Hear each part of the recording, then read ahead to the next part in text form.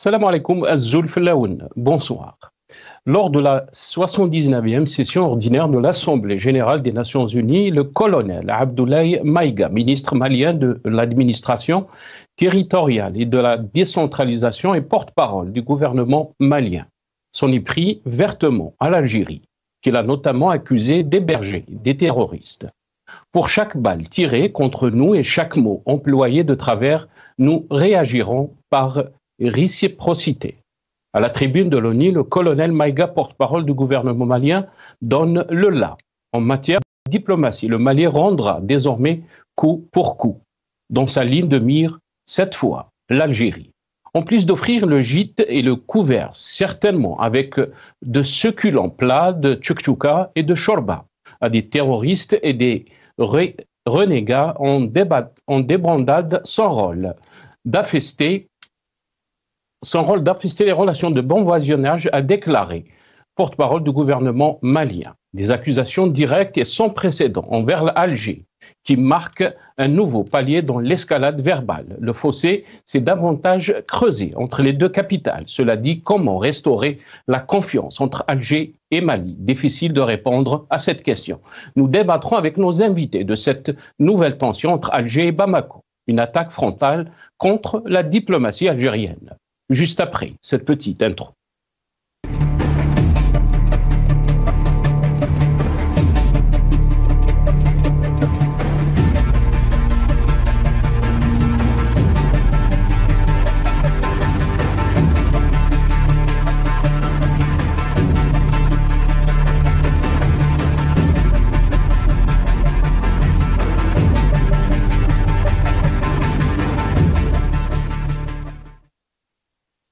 ONU, le Mali accuse l'Algérie d'ingérence et de terrorisme. C'est le titre de notre émission pour ce soir. Et pour en parler, j'ai le plaisir d'accueillir dans cette émission M. Brahim Younsi, analyste politique, ancien cadre du MDA 82-88.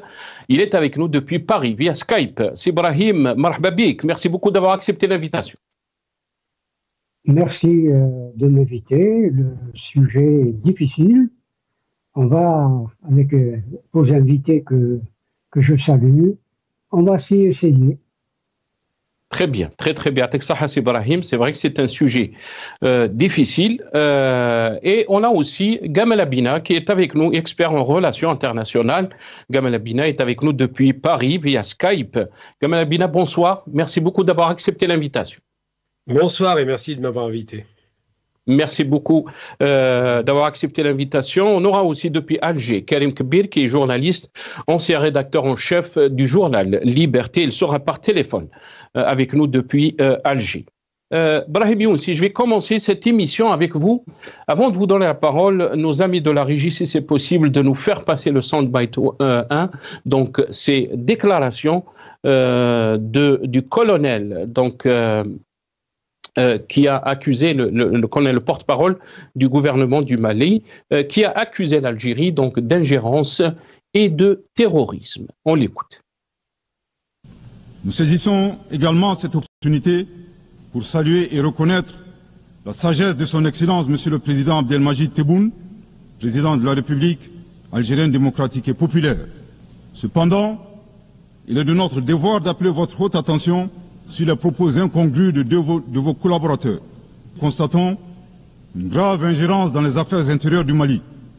Depuis la fin de l'accord d'Alger le 25 janvier 2024, les Maliens n'expriment qu'un seul vœu le concernant, que son âme repose en paix. Monsieur le ministre des Affaires étrangères, l'accord est bien et belle mort, vos incantations ne serviront pas à le ressusciter. D'autre part, de vous rappeler que le Mali et son peuple ne seront pas des spectateurs face aux assauts et l'adversité. Pour chaque balle tirée contre nous, nous réagirons par réciprocité. Pour chaque mot employé de travers, nous réagirons par réciprocité. À bon entendeur, tant pis. Quant aux représentants permanents algériens, en plus d'offrir le gîte et le couvert, certainement avec de succulents plats de tchouk-tchouka et de chorba, à des terroristes et des renégats en débandade, son rôle d'estafette désorienté ne contribue guère à la promotion des relations de bon voisinage. Le Mali exige de ces deux énergumènes diplomatiques qui cessent d'entrer dans l'histoire à reculons. Manifestement, ils ignorent tout à la fois de l'histoire entre les peuples frères du Mali et de l'Algérie et la contribution exceptionnelle du Mali à la guerre de libération algérienne, et certainement de la géographie, car ils considèrent à tort le Mali comme une wilaya, c'est-à-dire une province algérienne. Donc, les déclarations du colonel Abdoulaye Maïga, des déclarations très claires, très fortes contre l'Algérie. On va écouter, bien sûr, beaucoup de questions ont été posées. L'Algérie n'a pas répondu, mais aujourd'hui, on a entendu Ahmed Attaf, le ministre des Affaires étrangères algérien, répondre donc au colonel Abdoulaye Maïga, ministre malien de l'administration territoriale et porte-parole du gouvernement malien. On écoute Ahmed Attaf. لقد تفوه ممثل دولة من هذا الجوار ومن هذا الفضاء وتجرأ على بلدي بكلام وضيع لا يليق البتة بوقار مقام كهذا، ولا يصح البتة مجارته في الاندفاع اللفظي التافه والدنيء. إن مثل هذه اللغة المنحطة قليلة الأدب لن يرد عليها بلدي إلا بلغة مؤدبة راقية، وهي اللغة التي تعكس بصدق وفاءه وإخلاصه لما يجمعه بدول وشعوب المنطقة من روابط متجذرة لا تتأثر ولا تهتز بالعوامل الظرفية العابرة في سوءها وعلى رداءة من يقفون وراء إذكائها. Déclaration de Ahmed Attaf donc, à la session ordinaire de l'ONU. On va, bien sûr, la presse internationale a réagi à cette tension entre Alger et Bamako. C'est des tensions récurrentes. On va voir juste ce titre du courrier international. Tension à la tribune de l'ONU, les accusations directes et sans précédent du Mali envers l'Algérie. Brahim Younsi, je commence avec vous cette émission. Donc, votre réaction par rapport à ce que vous avez entendu, des mots très forts contre l'Algérie du colonel Abdoulaye Maïga, donc le porte-parole du gouvernement malien. Il a qualifié même le ministre des Affaires étrangères, je pense, et l'ambassadeur de l'ONU, l'ambassadeur algérien envers l'ONU, donc des deux énergumènes diplomates. Il a accusé l'Algérie aussi de s'immiscer dans la politique intérieure du Mali, mais aussi de supporter des terroristes. Votre réaction, Brahim Younsi? Les propos du ministre malien à l'ONU est indécente. Ce n'est pas le niveau, sa déclaration n'est pas diplomatique. Et je crois que le ministre algérien des Affaires étrangères a pris de la hauteur par rapport aux propos qui ont été tenus à l'égard de l'Algérie. Je crois que le Mali, comme d'autres États, il n'est pas, de ce point de vue-là, le seul et exceptionnel qui a échoué à former un État national. Cette affaire ne dure pas des années seulement précédentes. Cette affaire, avec le nord du Mali en particulier, commence dès l'indépendance du Mali en 1960. Et depuis l'indépendance du Mali en 1960, l'État national malien ne s'est pas formé. Il n'est pas le seul. Il ne s'est pas formé. Et dès 1900, il y a eu une insurrection déjà de l'Azawad, des Touaregs au Mali. Et vous avez aujourd'hui, dans le monde qui est le nôtre, disons, deux groupes humains. Et ça, ce n'est ni la faute de l'Algérie, ni la faute du Mali. L'Algérie, on a été d'une certaine manière aussi victime. C'est les Touaregs et les Kurdes. les Touaregs et les Kurdes. Pour les Touaregs, c'est la France qui a fait le découpage des frontières en Afrique, qui était sous sa tutelle, sous sa colonisation. Et au Proche-Orient, j'élargis un peu le Proche-Orient, c'est les Kurdes. Et les Kurdes, c'est ce qu'on appelle les accords Sykes-Picot en 1916. C'est-à-dire que la responsabilité de l'Algérie n'est pas du tout engagée, il faut le dire, dans cette affaire aujourd'hui. Et en 1963, l'Algérie a apporté au Mali, à l'État malien que présidait Modibo Keïta, une aide conséquente, diplomatique et militaire. Pour Brahim Younsi, la construction, la formation de l'État national malien. Brahim Younsi, le colonel Abdoulaye Maïga, donc qu'on a entendu aux Nations Unies, il a rappelé l'aide et l'apport du Mali dans la révolution algérienne. Il a même parlé de Abdelkader al-Mali, donc de Bouteflika Rabbi yarham. Non, on a ouvert un front, et c'est la raison pour laquelle Abdelaziz Bouteflika avait été envoyé, dépêché à la frontière malienne. Non, le Mali n'avait aucun moyen.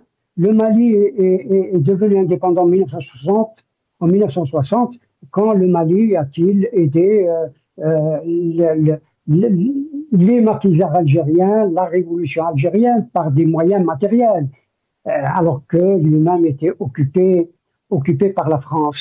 Mais il est vrai que les Algériens agissaient à partir du territoire malien, mais aucune aide matérielle n'a été apportée par le Mali, qui, malheureusement pour lui, et peut-être pour nous, n'avait pas les moyens financiers et matériels pour nous aider. Brahim Younsi, la question que se posent les Algériens, bien sûr, on se rappelle de cet accord qui a été signé à Alger, les accords donc du Mali à Alger en 2015. Comment on est arrivé à cette situation, d'après vous, Brahim Younsi? Parce que l'ordre international, il y avait déjà un premier accord en 1991, me semble-t-il, qu'on appelle l'accord de Tamanrasset, qui avait été aussi violé. Et l'Algérie n'avait aucune responsabilité, il faut dire les choses telles qu'elles sont, n'avait aucune responsabilité dans l'échec de l'accord de Tamanrasset. Elle en a été quelque part aussi victime, il faut dire les choses telles qu'elles sont. Et puis, le dernier accord, pareil, ce n'est pas l'Algérie, il faut dire les choses telles qu'elles sont, la diplomatie algérienne tenait à ce que l'accord d'Alger s'applique et soit appliqué. Il avait déploré l'échec le rejet de l'accord d'Alger par les autorités maliennes. Ce sont les autorités maliennes qui ont déchiré l'accord. L'Algérie, il faut dire les choses telles qu'elles sont, parce que c'est la réalité, n'avait aucune responsabilité dans ce qui se passe au Mali. Au contraire, je vous le dis, depuis 1963, l'Algérie avait tenté d'aider l'État malien à construire une nation, à former une nation et à participer. Les liens entre le Mali et l'Algérie en 1962, 63, 64 et même après étaient des liens très cordiaux, très fraternels, etc. Et l'Algérie avait apporté énormément du point de vue de la sécurité. Aujourd'hui, c'est la sécurité, il faut dire les choses telles qu'elles sont, de l'Algérie qui est menacée à cause de ce qui se passe dans l'Azawad. Et nous savons que des armes circulent dans l'Azawad, que la drogue circule dans l'Azawad et partant dans l'espace malien. Et puis, il y a des forces étrangères, il y a des mercenaires qui sont au Mali, et des mercenaires qui, permettez-moi de terminer là-dessus, sincèrement, qui ne veulent pas que du bien à l'Algérie. Il faut dire les choses telles qu'elles sont. Très bien, reste avec nous Brahim Younsi. Gamal Abina, la question est à vous, bien sûr, comment on est arrivé à cette situation l'Algérie et le Mali, c'est des pays frères, alors qu'on est en train d'observer depuis quelque temps des crises récurrentes, des tensions récurrentes. Le colonel Maïga, Abdoulaye Maïga, porte-parole du gouvernement malien, accuse l'Algérie donc d'ingérence et de terrorisme, des accusations très graves, bien sûr, mais la question qui se pose, pourquoi on est arrivé à cette situation? Est-ce que l'Algérie est en train de faire tout le monde se retourner contre nous avec notre politique diplomatique? Quelle est votre réaction par rapport à cette situation, Gamel Amin? Déjà, pour commencer, vous avez bien fait de rappeler que c'est un colonel, Abdoulaye Maïga, qui n'est pas du tout diplomate, qui devrait prendre des cours un petit peu de diplomatie, parce que la violence des propos, qui commence d'abord par des propos élogieux, il rend grâce à M. Tebboune, et puis ensuite qui attaque les diplomates comme si les diplomates étaient à la manœuvre, donne le sentiment que, quelque part, il n'est pas vraiment dans une position très évidente. Alors d'abord, on lance des accusations à tort et à travers, sans preuve, ça va de soi. Ensuite, on explique, alors qu'il y a 3 ans encore, l'Algérie était le pays rappelé de toutes les vertus, que c'est devenu un pays qui est porteur de terrorisme, ce qui est complètement ridicule, et simplement parce que l'Algérie n'a aucun intérêt à avoir une déstabilisation à ses frontières. Il y en a déjà beaucoup, hein. On a la Tunisie qui est un peu instable, la Libye c'est la guerre civile, le Mali qui est évidemment dans une situation difficile puisqu'il y a eu un coup de force militaire, et toujours ce mouvement dans le nord, Azawad, et puis autres mouvements djihadistes qui évoluent. Donc l'Algérie n'a aucun intérêt à cela, bien au contraire. Ensuite, les Maliens, mais la question aussi se pose, Gamel Amin, vous êtes expert en relations internationales, comment on a pu se mettre dans cette position? J'y allais justement, j'y allais. Voilà, je vous en prie. Oui, tout à fait. Donc, l'accord d'Alger qui avait été signé en 2015, c'est extraordinaire. Moi, j'interviens beaucoup sur Afrique Média et j'ai vu beaucoup d'agressivité se développer et je comprenais pas d'où ça venait. Et ce qui revenait tout le temps, c'est l'accord d'Alger, comme si l'Algérie avait forcé le Mali à signer l'accord à Alger. Il faut rappeler que cet accord avait été négocié ailleurs là-bas et que ça a été finalisé à Alger. Ça aurait pu être finalisé n'importe où dans le monde, hein. Bon, les Algériens ont fait preuve de bons offices, mais ce qui se passe, c'est qu'aujourd'hui, la vraie question qu'on doit se poser, c'est pourquoi, alors qu'il faut rappeler qu'après le Covid, la première frontière que l'Algérie a ouverte, c'est le Mali. Pourquoi, après le coup de force militaire, le premier pays que visitait le Mali, c'était l'Algérie, hein, donc ça veut dire que l'Algérie disait c'est pas bien le coup de force, mais finalement ça ne les dérangeait pas. Et pourquoi ça se passe si bien avec le Niger et si mal avec le Mali? Parce qu'avec le Niger, il y a un bon rapport fraternel, que l'Algérie s'est opposée à l'attaque par la CEDEAO du Niger, les choses étaient claires, tout comme pour le Mali d'ailleurs, il faut le rappeler, que l'Algérie a toujours fait une opposition totale d'ingérence étrangère sur les pays souverains, même s'il y avait des coups de force unitaires, et que là, il semble que les Maliens aient tendance à écouter d'autres sirènes qui voudraient peut-être investir chez eux pour essayer de faire croire que l'Algérie serait une nation déstabilisatrice. Il faut se rappeler tout de même que tous les groupes djihadistes qui évoluent dans le Sahel sont des groupes quelles sont les autres sirènes, Gamel Amin? Je vous le dis directement, c'est les Émirats Arabes Unis, ça c'est évident. Ils jouent un jeu très trouble depuis très longtemps et il se trouve qu'il y a de la richesse dans le Mali, c'est un pays très riche qui n'est pas exploité et l'intérêt c'est d'écarter, alors il y a des pays concurrents évidemment, il y a une guerre commerciale, une guerre économique plutôt, et c'est d'écarter des pays qui gênent. En l'occurrence, les frontières algériennes, qui sont 7 quand même, il y a 7 pays frontaliers, sont toutes, à tout point de vue, instabilisées où ça se passe pas très bien. Donc évidemment que la question malienne est centrale, c'est la fameuse région des trois frontières qu'on connaît très bien, qui a connu beaucoup d'actes de terrorisme réels, c'est pas fantasmé, et pour laquelle l'Algérie avait effectivement proposé de calmer le jeu avec au moins les Touaregs. Et je vais démontrer une chose par A plus B qui démontre que le Mali a peut-être une direction qu'il est mal conseillée, tout simplement. Je rappelle tout de même que si l'Azawad réclame une indépendance dans le Nord Mali, elle peut réclamer la même chose dans le sud de l'Algérie. Donc ça n'arrange personne. Or, l'Algérie parle de l'intangibilité des frontières. On ne doit pas toucher aux frontières post-coloniales. On partage une ville commune entre l'Algérie et le Mali. C'est comme ça, c'est la France qui l'a voulu. Mais il n'en demeure pas moins qu'on ne peut pas accepter ça. Donc quand on lance des accusations aussi ridicules, sans expliquer les motivations, parce qu'un pays, quand il va déstabiliser, il y a un but derrière. En l'occurrence, ça n'intéresse pas l'Algérie. Eh bien, il faut se demander pourquoi... Mais la question aussi, Gamel Amin, la question, pardon, je vous ai coupé la parole. La question aussi, c'est juste pour clarifier vos propos. La question se pose aussi par rapport, donc vous avez dit qu'il y a des intérêts, c'est de bonne guerre. Les observateurs vous diront que les pays défendent leurs intérêts là où ils sont. La question, c'est pourquoi l'Algérie ne défend pas ses intérêts? Pourquoi on est arrivé à cette situation de crise qui est récurrente? Rappelant aussi que l'Algérie a peut-être facilité. La question, bien sûr, reste posée par rapport aux mercenaires de Wagner, qui sont en train d'appuyer le gouvernement malien. Ça, c'est une bonne démonstration que vous venez de faire à l'instant, vous m'avez précédé. Quand on sait que Wagner, donc en gros c'est la Russie, hein, c'est le groupe privé russe qui est drivé par le Kremlin, intervient au Mali en faveur de la junte militaire, en l'occurrence, donc ce gouvernement provisoire, parce que c'est prévu qu'il fasse des élections. Eh bien, quand on sait que Wagner intervient au Mali, donc pas contre l'Algérie, c'est évident, mais contre des groupes rebelles ou séparatistes ou encore terroristes, et que l'Algérie est un des principaux alliés de la région, on se demande pourquoi on a trouvé au Mali, dans le nord, d'autres groupes, effectivement militaires, qui viennent d'Ukraine et qui seraient soi-disant passés par l'Algérie. Ça n'a aucun sens.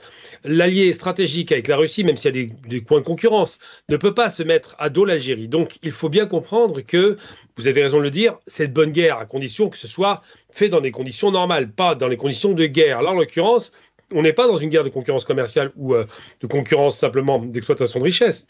On est dans une volonté de déstabiliser. L'Algérie propose effectivement d'amener la paix. Elle a raison. Le Mali considère à tort que depuis qu'ils ont du matériel russe, ils peuvent écraser la rébellion, ce qui est à tort, parce que c'est leur frère, hein, ça reste des Maliens.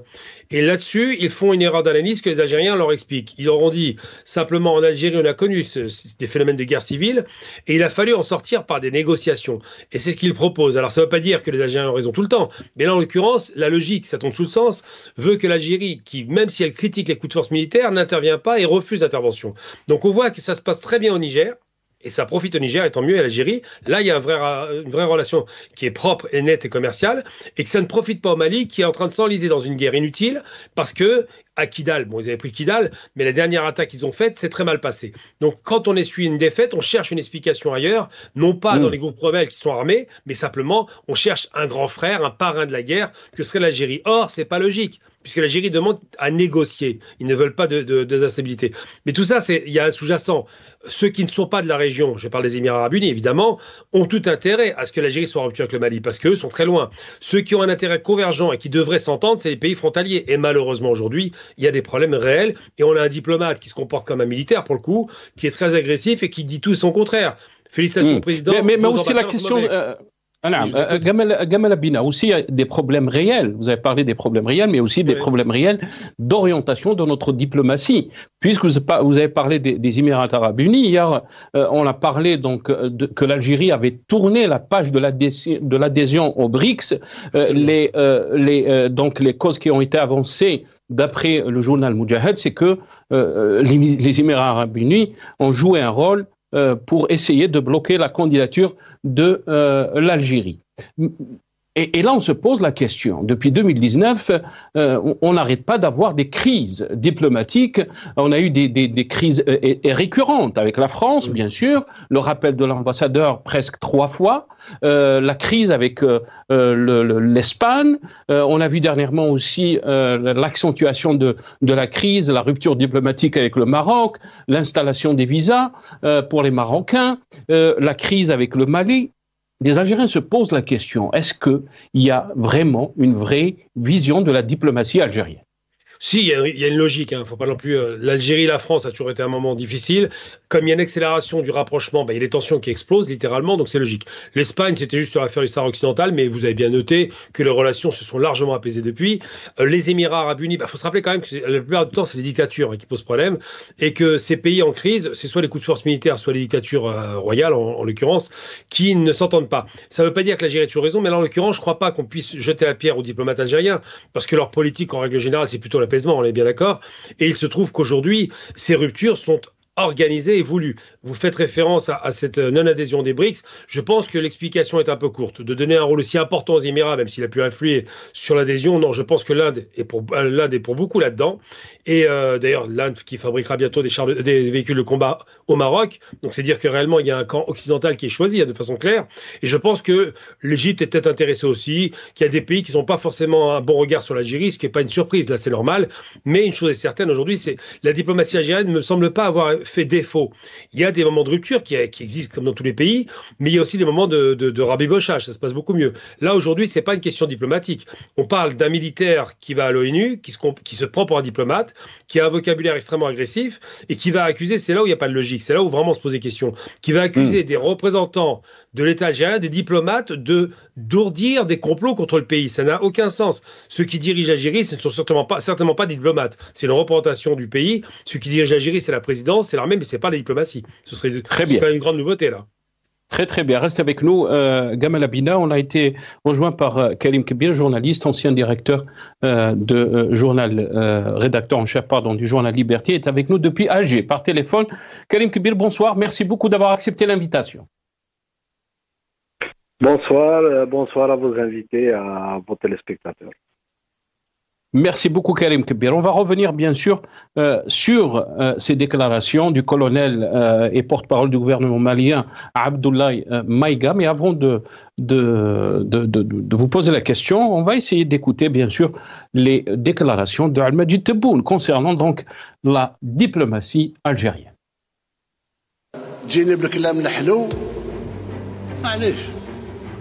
كلامك أنا يديروا على جيه وصحني شاد حجرة في يدي تخرج على الصف نعطيك ما الجزائر قوة ضاربة العالم كله معترف بالجزائر إلا بعض الجزائريين كل الرؤساء أصدقاء بالأخص الأصدقاء نتاعي يقول لك وينكم الغياب تاع الجزائر هلكنا رانا وسينا ضحية اليوم الحمد لله استرجعنا كلمتنا وما نسكتش واللي يسالنا يجي يخلص ولكن ما تقزمش بلادك العالم كله عارفها باللي قوة جهوية باللي قوة تجيب السلام في المنطقة.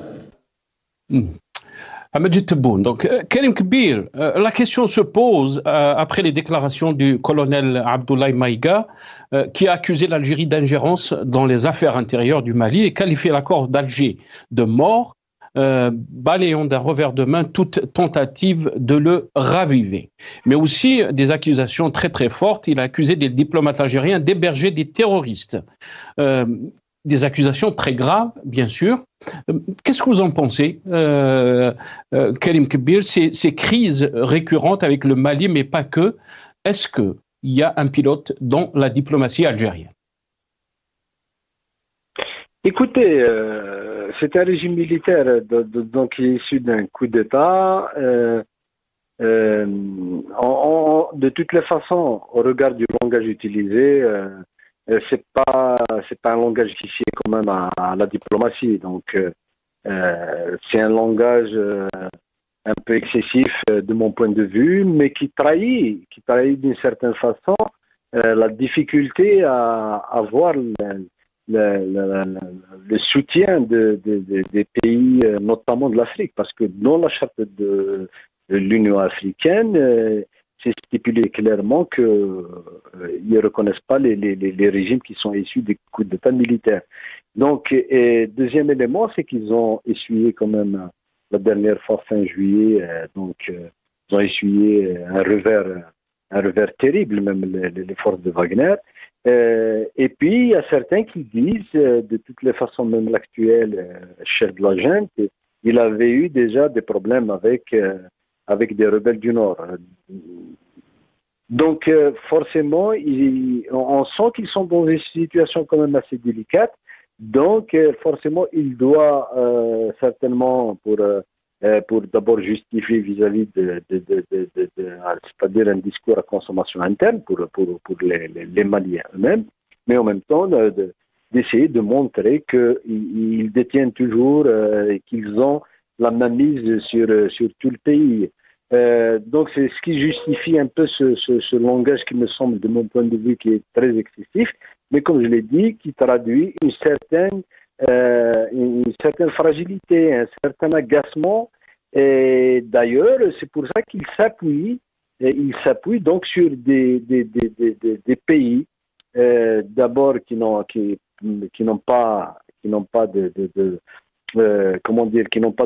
sont pas de l'Afrique, qui sont pas africains. et puis que ça les intéresse pas, ils s'en foutent de leur statut ou bien de la manière dont ils sont arrivés au pouvoir. Donc ce qui les intéresse, c'est les intérêts, et ils veulent travailler avec eux. Donc ils travaillent avec eux, notamment les Émirats, le Maroc. Et donc il y a beaucoup de la Russie, la Turquie, il y a la Chine aussi pour des intérêts économiques. Donc ils essaient de travailler avec les... Mais dans leur stratégie, c'est qu'il se trouve que, à leurs yeux, l'Algérie constitue un obstacle qui est un obstacle qui contrarie un peu, si vous voulez, leur stratégie. Mais l'Algérie, ce n'est pas un obstacle parce que elle essaie d'empêcher, même si par ailleurs ils n'ont pas de bon rapport avec la junte. Mais l'Algérie entretient des liens très forts sur le plan humain, notamment au nord du Mali. Moi, je suis parti une fois à Timiaoui. J'étais, par exemple, franchement, j'étais étonné de découvrir qu'il y a certains citoyens qui n'ont même pas de carte d'identité. Ils traversent la frontière parce qu'ils considèrent qu'ils sont maliens qu'algériens. Il y a beaucoup de liens de famille, notamment à Tamarrasset, à Ingizam et tout ça. Il y a des liens de famille et de tribus qui sont très, très liés avec le nord du Mali. Donc, c'est-à-dire la frontière, réellement, la frontière, elle est virtuelle. C'est pour ça, d'ailleurs, ce qui explique qu'ils hébergent des terroristes. En fait, c'est parce que beaucoup de Touaregs, ils se sentent autant algériens que maliens. C'est les mêmes tribus, ils ont des liens de parenté, donc l'Algérie ne peut pas tourner le dos à cet aspect. C'est pour ça qu'ils ont mis tout leur poids pour l'accord d'Alger de 2015, qui a été signé d'ailleurs par tout le monde, avant que la junte ne le remette en...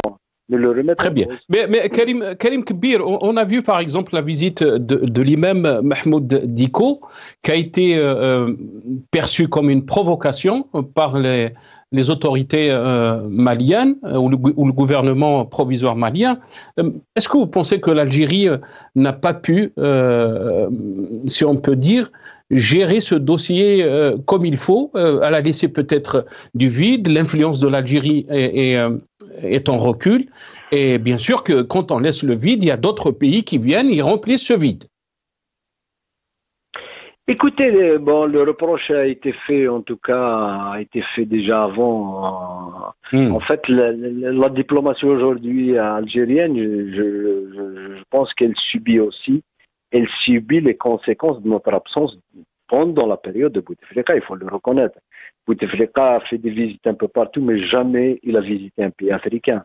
Il a tourné carrément le dos à l'Afrique avant qu'il tombe malade, et depuis, pratiquement, notre diplomatie était complètement absente.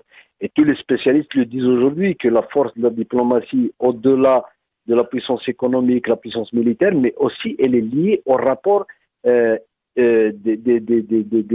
c'est-à-dire des chefs d'État, c'est-à-dire entretenir un véritable réseau d'amitié. Et ça passe par des visites régulières, par des canaux de réseau et tout ça. Or, pendant toute cette période sous Bouteflika, malheureusement, l'Algérie était complètement absente. Donc aujourd'hui, la diplomatie algérienne, non seulement elle doit gérer, de mon point de vue, ces conséquences de cette absence, mais en même temps, il y a une accélération des événements au niveau mondial. Donc, il y a de nouveaux rapports de force, il y a de nouveaux intérêts, il y a un chamboulement géostratégique. Et est-ce que l'Algérie a su... Est-ce que l'Algérie a su, si on peut dire, gérer, ou la diplomatie algérienne a su gérer ces chamboulements géopolitiques? Je ne peux pas anticiper sur est-ce qu'elle a bien géré ou non, mais en tout cas, les données aujourd'hui plaident en tout cas pour une adaptation de notre diplomatie, c'est-à-dire elle doit forcément s'adapter aux nouveaux enjeux, elle doit s'adapter à la nouvelle réalité mondiale, donc il y a de nouveaux rapports de force, elle doit forcément adapter ses outils à avoir de nouveaux paradigmes par rapport à de nombreuses questions. Il n'y a pas uniquement que la question du Mali, hein, parce qu'il faut le dire qu'on a eu des problèmes avec l'Espagne, avec la France. Avec la France, donc elle est condamnée aujourd'hui à s'adapter à la nouvelle réalité. Donc ça passe par de nouveaux paradigmes dans la diplomatie algérienne. On ne peut plus, comme le disait d'ailleurs, ça fait pas longtemps Rahabi, on ne peut plus percevoir les questions d'aujourd'hui avec la mentalité ou plutôt la diplomatie des années 70, le tiers-mondisme, même si par ailleurs ça reste toujours des éléments doctrinaires de la diplomatie algérienne. Très bien, restez avec nous Karim Kebir. Brahim Younsi, je reviens vers vous.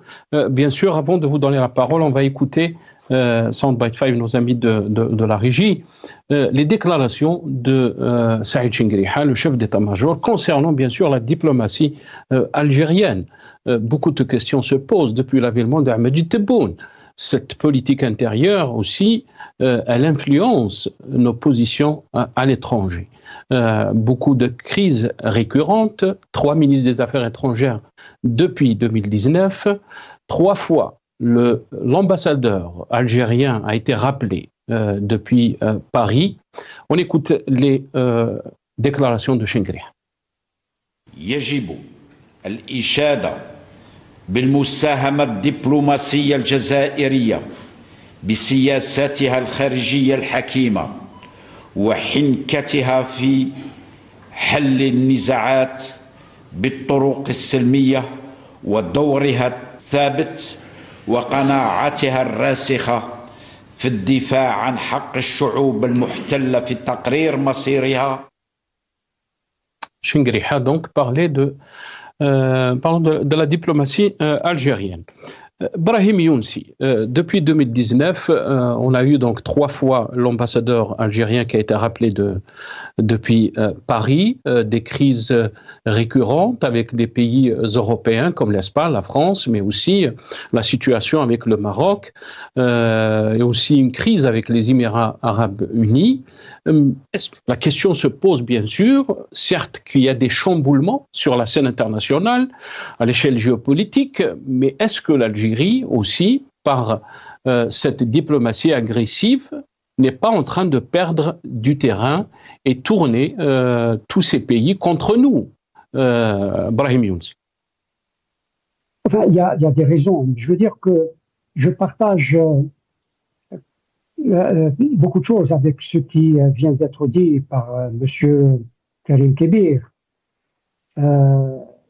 Mais la situation d'aujourd'hui est que le monde est en train, il y a un nouveau monde qui est en train de naître sous nos yeux. Et il est clair que l'Algérie a fait, à juste raison, de mon point de vue, de la question du Sahara occidental, la question principale de ces relations internationales, la pierre angulaire de ces relations diplomatiques et internationales. Or, les pays que vous avez cités, ce sont des pays qui ont reconnu la souveraineté du Maroc sur ce territoire. Il est évident et juste de réagir comme l'ont fait les autorités algériennes sur cette question-là. Voilà des pays avec lesquels vous entretenez de très bonnes relations. Mais si Brahim, je vais vous laisser. Si Brahim, la question aussi, est-ce que toujours la réponse est de rappeler l'ambassadeur? Pourquoi il n'y a pas eu de travail de fond dans les coulisses pour essayer de... Pourquoi la France a changé de position vis-à-vis du Sahara occidental? La question se pose. Est-ce que c'est le recul de la diplomatie algérienne qui est en question? Est-ce que l'Algérie n'était pas à la hauteur, alors que la France a toujours joué l'équilibre dans ce dossier? Non, la position de la France sur la question du Sahara occidental, bon, il y avait un poker monteur par rapport à la question du Sahara occidental.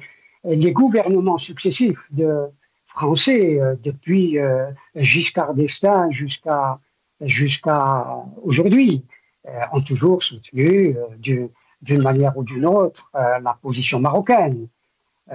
Et les Français, de ce point de vue, ont été très clairs diplomatiquement. C'est la marocanité. Ils ne le disaient pas officiellement, c'est devenu officiel. Mais il est clair qu'officieusement, il soutenait la position du Maroc sur la question du Sahara occidental. Mais est-ce que l'Algérie, aujourd'hui, pour redéployer sa politique étrangère, est-ce qu'elle doit renoncer à défendre le principe de l'autodétermination, qui est un principe décidé et adopté aux Nations Unies, et qui est un principe universel du droit des peuples à disposer d'eux-mêmes. C'est dire que ces pays-là ont reculé et ont failli sur la question de l'autodétermination d'un peuple, alors que mais le Mali, c'est Brahim, le Mali. Des centaines de résolutions des Nations Unies et des dizaines de résolutions de l'Union africaine, de l'ONU avant et de l'Union africaine aujourd'hui avaient adopté le principe de l'autodétermination du Sahara occidental. C'est-à-dire qu'il y a un recul. Très bien. Mais le Mali, c'est Brahim, le Mali, qu'est-ce qu'il a, le Mali, avec le Sahara occidental? Quand vous avez donné votre avis par rapport à la France, alors que, vous l'avez dit, auparavant, la France n'a pas pris position par rapport donc aux faveurs du Maroc, mais c'était beaucoup plus une position équilibrée entre l'Algérie et le Maroc. Malheureusement, bien sûr, on a vu... Non, elle n'était pas si équilibrée que cela. Est-ce que le Mali... La France opinait pour la position du Maroc. Et je vais vous dire très bien. Pourquoi le Mali, donc, c'est Brahim? Pourquoi le Mali? Si le Mali avait quelque chose à craindre, j'allais dire, même d'un voisinage un peu plus éloigné que nous, il aurait à craindre du Maroc.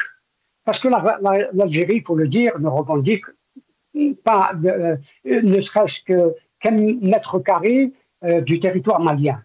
Alors que le Maroc revendique, par exemple, quand vous regardez la carte du Grand Maroc, la ville où il y avait des mines de sel, Taoudéni est revendiquée par le Maroc. La question, c'est Brahim. La question, elle n'est pas dans ce sens. La question n'est pas dans ce sens. Quand on a des problèmes avec le Mali. C'est ma réponse, comme dirait l'autre. La question n'est pas dans ce sens, c'est que quand on parle des crises récurrentes avec le Mali, alors que l'Algérie avait de très bonnes relations avec le Mali, c'est des deux peuples frères, on est en train de parler d'un recul de l'influence de l'Algérie par rapport aux pays, surtout, qui l'entourent dans son environnement. On a parlé de la France, on ne va pas aller dans le sens de la question du Sahara occidental, mais on a des problèmes avec la France, on a des problèmes avec l'Espagne aussi, avec les Émirats arabes unis. Je vous ai déjà répondu. La pierre angulaire des difficultés ou des crises avec l'Espagne notamment, c'est la question du Sahara occidental. Il n'y a pas d'autres questions qui ont rompu les relations d'une certaine manière entre l'Espagne et l'Algérie, entre l'Espagne et la France et l'Algérie. Du moment où la France a pris une position officielle par la voix de son président de la République, l'Algérie a eu sur la même question. Et le Mali, pourquoi le Mali, c'est Brahim? Le Mali. Pourquoi on a des problèmes avec le Mali? Pourquoi l'Algérie? Nous avons des problèmes avec l'Algérie, il faut dire, ça a été dit il y a un instant, l'Algérie a au contraire réconcilié toutes les factions maliennes à travers mais la question, c'est Brahim, ceux qui disent, des observateurs qui ont parlé, qui ont dit que l'Algérie a facilité la venue des mercenaires Wagner. On sait très bien que les mercenaires Wagner sont liés à la Russie. Et là, on se pose la question aussi, c'est que est-ce que vraiment il y a une orientation de notre diplomatie? Est-ce qu'on arrive vraiment à défendre nos intérêts? Et on sait très bien que les mercenaires Wagner sont alliés de ce gouvernement qui est en train de critiquer l'Algérie avec des mots très très forts. Brahim Younsi, très rapidement. Oui, mais Wagner, ce n'est pas l'Algérie qui les a appelés. ce n'est pas l'Algérie, c'est la junte en place qui a favorisé leur arrivée au Mali. Parce qu'il y avait une campagne anti-française, des Français ils devaient quitter le territoire et ils sont plus là, en principe, et les Maliens, la junte militaire malienne a choisi de faire venir les mercenaires russes, le Wagner. Ce n'est pas du tout, l'Algérie n'a strictement rien à y voir. Et puis l'Algérie n'a aucun intérêt, il faut dire les choses telles qu'elles sont. C'est ça la réalité qui sont aux yeux. L'Algérie n'a aucun intérêt à déstabiliser le Mali. Au contraire. Au contraire, une déstabilisation au Mali déstabiliserait, j'allais dire, ipso facto, le sud algérien. Comme l'a dit si bien Sikebir, il y a des liens familiaux entre le nord du Mali, les Touaregs du Mali, de la Jawad, et les Touaregs algériens. Moi je connais des gens relativement bien, des Touaregs du sud algérien, qui ont de la famille, des parents au nord Mali. C'est-à-dire que ces liens sont indestructible dans les familles. C'est cela qui fait que la politique étrangère aujourd'hui de la junte militaire malienne, de Bamako, est réorientée vers d'autres pays, notamment la Turquie. Vous avez parlé des Émirats arabes unis qui perturbent l'espace qui nous est commun. L'Algérie est voisine sur 1300 et quelques kilomètres. Merci Sibrahim. Désolé Sibrahim parce qu'on est pressé par le temps, je dois donner un peu de temps aussi pour Gamal Abina. Smahna Sibrahim, je sais que c'est très important ce que vous êtes en train de dire. Gamal Abina, bien sûr, quand on parle des Émirats arabes unis ou de l'influence de ce pays, la question bien sûr, pourquoi donc on a laissé ces pays jouer dans l'environnement ou aux frontières de notre pays, de l'Algérie. Est-ce que l'Algérie vraiment est en recul par rapport à son influence? On a vu aussi la question de l'intérieur, la question de la légitimité. Les Algériens ont boudé les élections présidentielles du 7 septembre 2024. Beaucoup ont parlé de rupture entre les Algériens et les autorités algériennes ou le gouvernement algérien, le pouvoir algérien.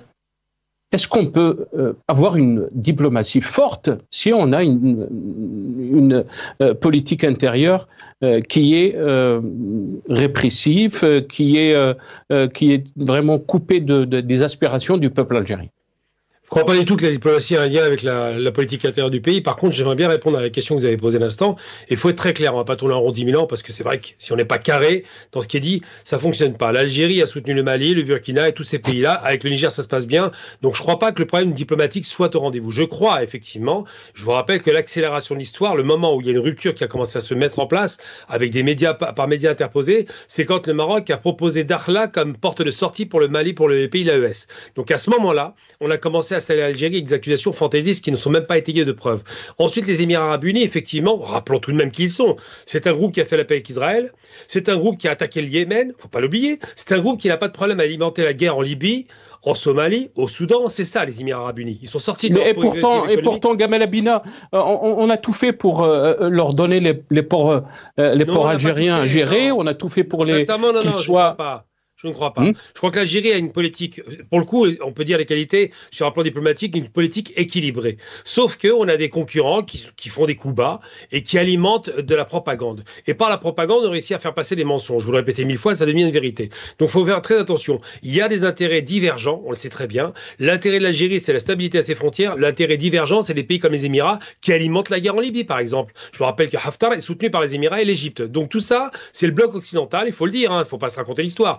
Ceux qui ont fait la paix avec Israël, c'est le bloc occidental, qui vont se mettre contre le pays du front du refus comme l'Algérie, la Tunisie, la Libye, et c'est là que ça bloque. Donc quand on déstabilise dans le sud au Mali, c'est pas par hasard. Ce qui est très étonnant, c'est que malheureusement la junte militaire se soit laissée embarquer là-dedans, parce qu'il y a certainement de l'argent qui a été proposé, parce qu'il y a certainement des sous-jacents qui vont au-delà simplement de soi-disant d'une inimitié entre l'Algérie et le Mali. Et je rappelle tout de même que le Mali, lorsqu'il fait son coup de force, le premier pays qui va rendre visite, c'est l'Algérie, le grand frère algérien. Donc il n'y a pas de rapport de domination-dominée, il y a un rapport fraternel. fraternelle qui a été dégradée. Et la preuve... Gamal Abina, c'est aussi... Je connais Maïga dit une chose importante. Il dit, nous remercions la clairvoyance de M. Tebboune. Donc il est en train de dire, d'un côté, on a un président qui est clairvoyant, et de l'autre côté, c'est les diplomates qui font n'importe quoi. Ça ne tient pas la route. On sent bien qu'ils sont en train de tourner une petite tambouille interne pour essayer de justifier de l'injustifiable. Dans les faits, l'Algérie, alliée de la Russie, ne peut pas se mettre avec les Ukrainiens pour attaquer le Mali. C'est ce qui avait été dit à l'époque. Donc aujourd'hui, on a un pouvoir malien qui est chancelant, qui doute de lui-même,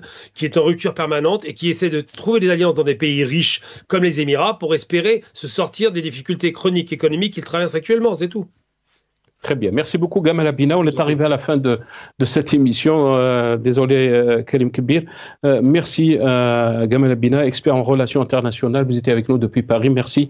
Brahim Younsi, analyste politique, ancien cadre du MDA 82-88. Vous étiez depuis Paris avec nous. Mais aussi, merci à notre ami Karim Kbir, journaliste. Il était avec nous depuis Alger. Merci à vous, chers téléspectateurs, d'avoir suivi cette émission. Yatakoum saha. Bqaw ala khair.